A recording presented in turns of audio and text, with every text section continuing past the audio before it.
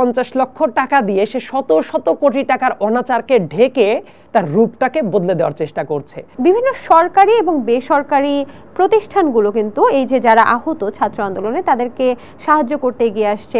Recently আমি যতটুকু জানি যে একটা বেসরকারি ব্যাংক 50 লক্ষ টাকা শুধু আহত ছাত্রদের চিকিৎসার জন্য ব্যয় করেছে। এই বিষয়গুলো কিভাবে দেখছেন আপনি? বাংলাদেশে আসলে সুযোগ সন্ধানী লোক তো ডানে বামে সবসময় বসে থাকে। এনআরবিসি ব্যাংক, এটা নিয়ে কিন্তু আমি নিজেই কথা বলেছি, তদন্ত করেছি একটু। এনআরবিসি ব্যাংকের যিনি চেয়ারম্যান আছেন তিনি এই আহত শিক্ষার্থীদের সেবা করার জন্য 50 লক্ষ টাকা তাদের ফান্ড থেকে দান করেছে, রাইট? সো এই যে তারা দানটা করলো, এইটার একটা পয়েন্ট আছে যেটা অনেকে মিস করে যাচ্ছেন। সিএসআর ফান্ড থেকে দান করেছে, কিন্তু সে যে আরো কয়েক শত শত কোটি টাকা সে লোপাট করেছে, সে বিদেশে পাচার করেছে, সে শেখ হাসিনা রেজিমের সরাসরি সমর্থক হিসেবে কাজ করেছে, এই কাজটা সে কিন্তু ধামাচাপা দেওয়ার চেষ্টা করছে। মানে এই জায়গায় এসে 50 লক্ষ টাকা দিয়ে সে শত শত কোটি টাকার অনাচারকে ঢেকে তার রূপটাকে বদলে দেওয়ার চেষ্টা করছে। সৃষ্টিকর্তাও নাকি ভুল করলে মাফ করে দেয় সৈয়দ আব্দুল্লাহ। তো সেক্ষেত্রে যেই মানুষগুলো আসলে এই যে বিপক্ষ মতাদর্শী যে মানুষগুলো, সেই মানুষগুলো যখন আসলে এখন ছাত্র আন্দোলনের সাথে একত্রতা প্রকাশ করছে, তারপর হচ্ছে মানুষকে সহযোগিতা করার চেষ্টা করছে, সমাজ সেবামূলক কর্মকাণ্ড করার চেষ্টা করছে, এই মানুষগুলোকে আমাদের কি আসলে অ্যাকসেপ্ট করা উচিত, নাকি এই মানুষগুলোকে আসলে দূরে সরিয়ে তাদেরকে তোমরা বিপক্ষ পার্টি, তোমরা চলে যাও, তোমাদের সাথে কথা নেই? তাহলে আসলে শত্রুর সংখ্যা কি আরো বাড়বে না? আপনার কি মনে হয়?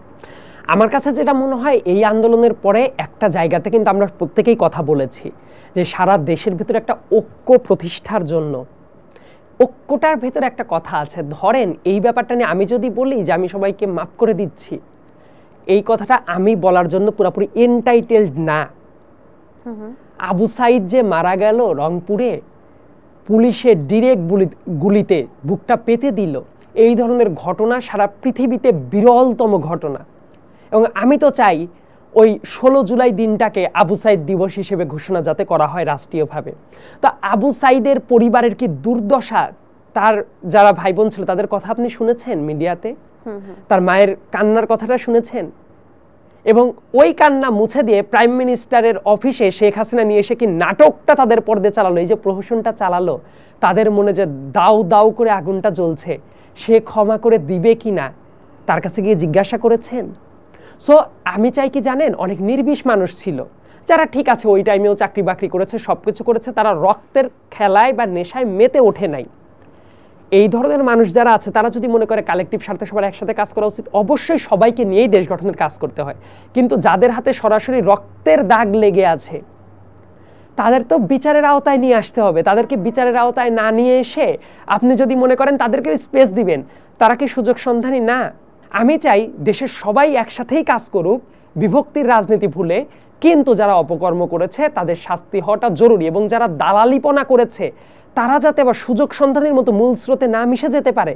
তাদের প্রত্যেকের অপকর্ম যা যা ছিল, আপনি ওই যে একটা ভাবনার কথা বললেন, অভিনেত্রী, সে বিগত দিনগুলোতে আওয়ামী লীগের ইলেকশন ক্যাম্পেইন করেছে, আমার কাছে প্রমাণ আছে। শেখ হাসিনার সে ক্যাম্পেইন করে বেরিয়েছে। কিন্তু রিসেন্টলি কিন্তু দেখা যাচ্ছে সে আবু সাইদের ছবি এঁকেছে। আবু সাইদের ছবিটা যখন এঁকেছে, এই ব্যাপারটা তার একটা আইওয়াশ, সে ওই আলো আসবেই গ্রুপের ভেতরেও ছিল এবং তার বিগত দিনের কাজ পুরাটা স্বৈরাচারী রেজিমের সাথে অ্যালাইন্ড।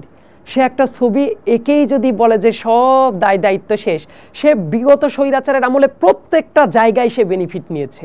এমনকি সে যে অনেক ভালো অভিনয় করে তাও না, ওই জায়গা থেকে কিভাবে সে প্রচারণায় উঠে যায়।